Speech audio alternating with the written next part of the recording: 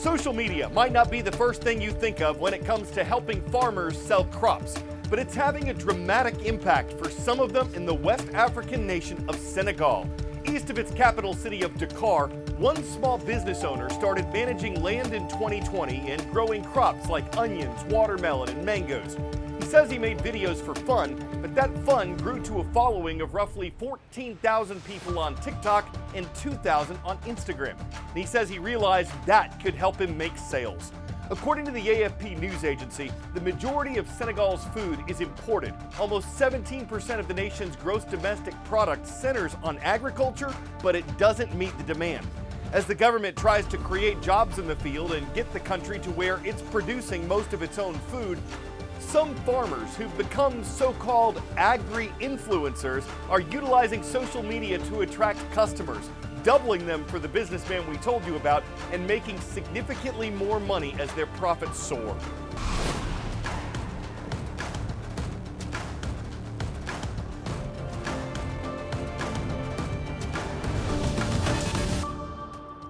This is The World from A to Z with Carl Azuz, and I'm Carl Azuz. So happy to see you today. Economic news headlines our show once again. Yesterday we discussed how the rise in the value of gold could be an indication of economic instability. Today, it's a revision in U.S. jobs numbers that's raising eyebrows and concerns, though some say there's nothing to be concerned about. Here's what's happening. Job creation is seen as a sign of a strengthening economy. In general, the more new jobs being created, the better an indication it is for economic growth. That's why the U.S. government keeps track of the number of jobs created, and until yesterday, it had estimated that around 2.9 million of them had been added between last March and this March. But Wednesday, the Labor Department revised that number. It said its latest estimate was lower, now closer to 2.1 million new jobs for that period.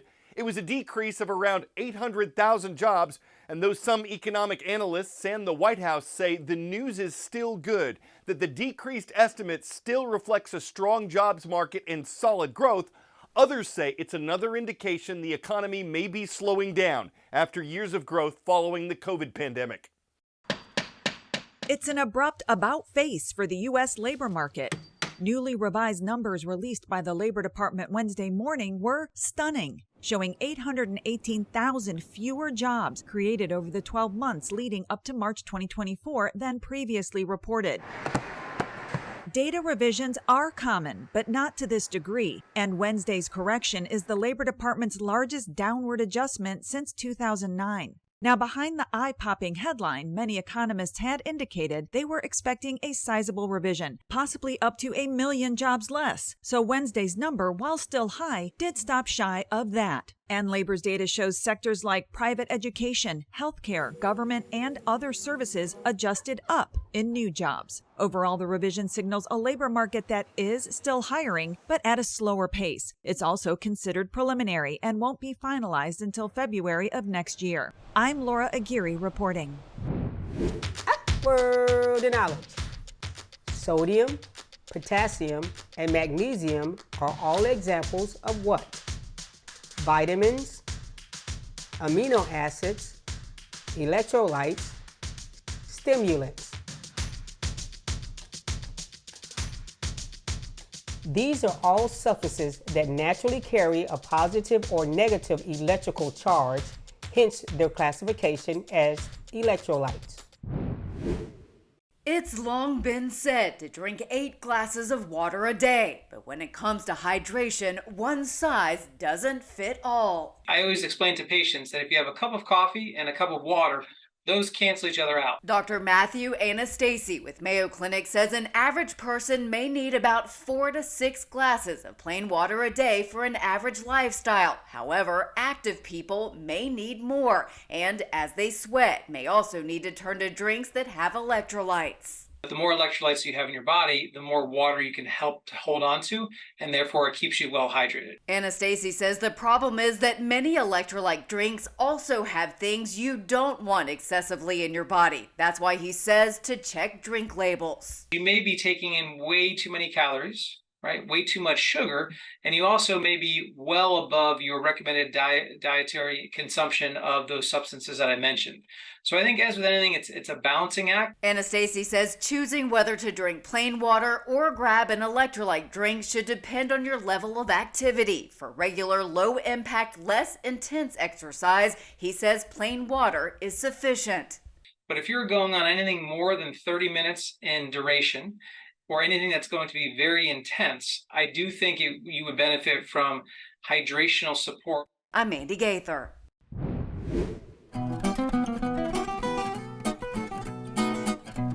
On this date in world history, an infamous island prison closed on August 22, 1953, but it wasn't Alcatraz. Devil's Island is located about 8 miles off the northeast coast of French Guiana. Established by France in 1852, conditions on Devil's Island were notoriously horrid, diseases were rampant, trying to escape was treacherous through shark-infested waters. This was the date in 1485 when England's Richard III was killed in the Battle of Bosworth Field. It was the final battle in the nation's Wars of the Roses when two families were fighting for control of the throne. Richard III's death made him the last English monarch to die in battle. More recently, Major League Baseball history was made on August 22nd. Nolan Ryan became the first pitcher to record 5,000 strikeouts. That was in 1989, and one of the teams he played for, the Texas Rangers, set an MLB record in 2007 when they beat the Baltimore Orioles 30-3. We've got merch, y'all! You can now buy the shirt off my back. Well, not this exact shirt, but a new one just like it, along with hoodies, tote bags, coffee mugs. The official World from A to Z store is now open at worldatz.org/store. It'll help spread the word about just how awesome Fridays are. worldatz.org/store.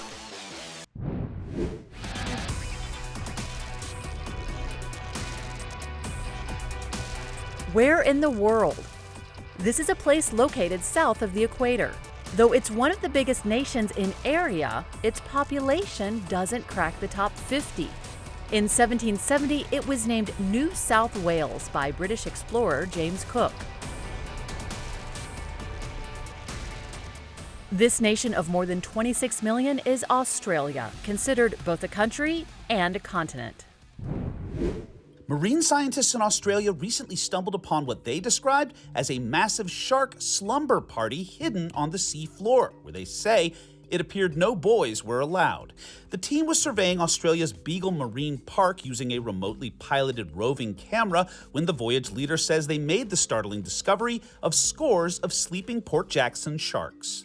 Thousands of sharks tightly packed like a carpet across the seafloor. It looks like an aggregation site of mainly females. We didn't see any males, which poses more questions than answers for us. The team says male and female sharks often live apart when not mating and suggested perhaps it was a feeding stop before the females made a journey to lay their eggs. Another interesting aspect, the team had witnessed a similar gathering 6 years ago in almost the exact same place. Considering the marine park is nearly 1,600 square miles in size, the team suggested this particular area may hold some sort of significance to the sharks. Nicknamed the Keystone State because of its prominence in the original 13 American colonies, Pennsylvania's our first stop today. It's where Mr. Constantino's class is watching from Clarion Area High School in the town of Clarion. We're making a stop in Alpharetta, Georgia next. From the Peach State, we welcome Mr. Dye's class. Hello to Haynes Bridge Middle School. And in the city of Mountain Home, Idaho, we've got Mrs. Beck's class with us today. Richard McKenna Charter School is watching the world from A to Z.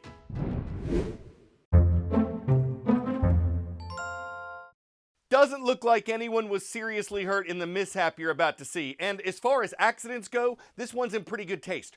Earlier this week, a semi-trailer sheared off in Michigan when the truck got too close to a bridge. What it was carrying splattered out onto the interstate, impacting traffic and closing lanes.